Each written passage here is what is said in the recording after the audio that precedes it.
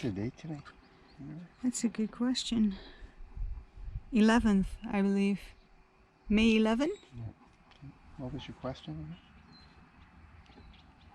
Our new and improved home. Let's not forget the improved. So what did we do today earlier? Well, we went to look at a farm, or rather a 6-acre property, or maybe 4 acres, just north of here on the 5th line. Newly renovated house and a pile of buildings. Oh, I thought you were going to say, and a pile of crap. Well, and a pile of crap, big pile of crap, huge amount of debris. Yeah, no thanks.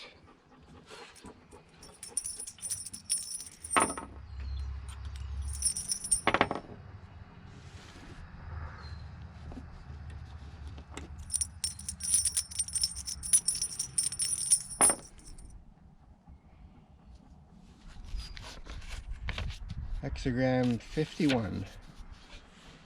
The arousing. Shock, thunder. The judgment. Shock brings success.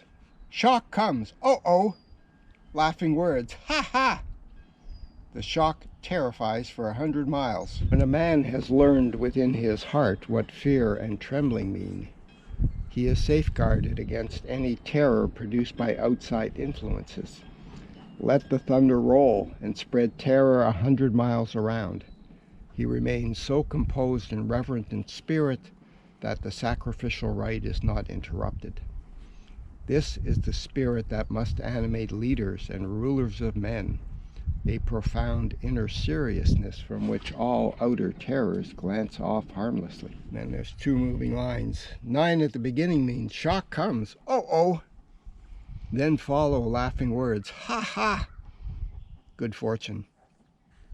The fear and trembling engendered by shock come to an individual at first in such a way that he sees himself placed at a disadvantage as against others.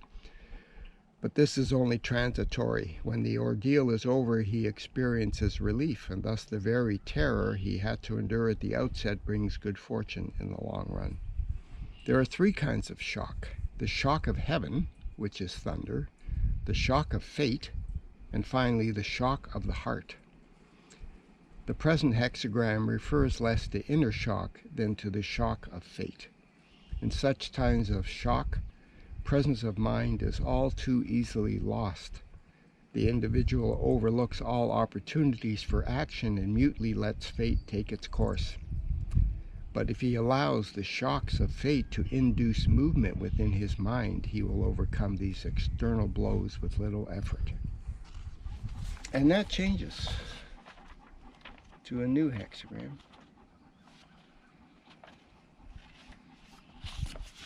Hexagram number 2, the receptive, the judgment. The receptive brings about sublime success, furthering through the perseverance of a mare.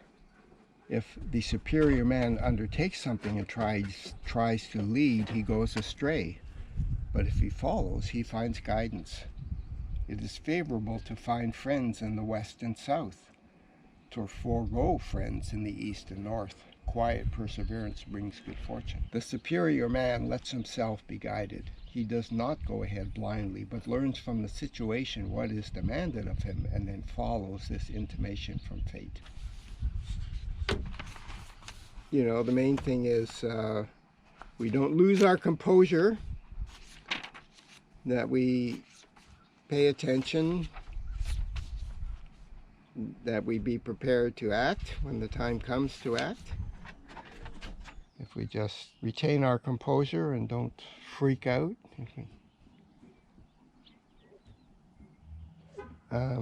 trust in the guidance, that everything will work out just fine.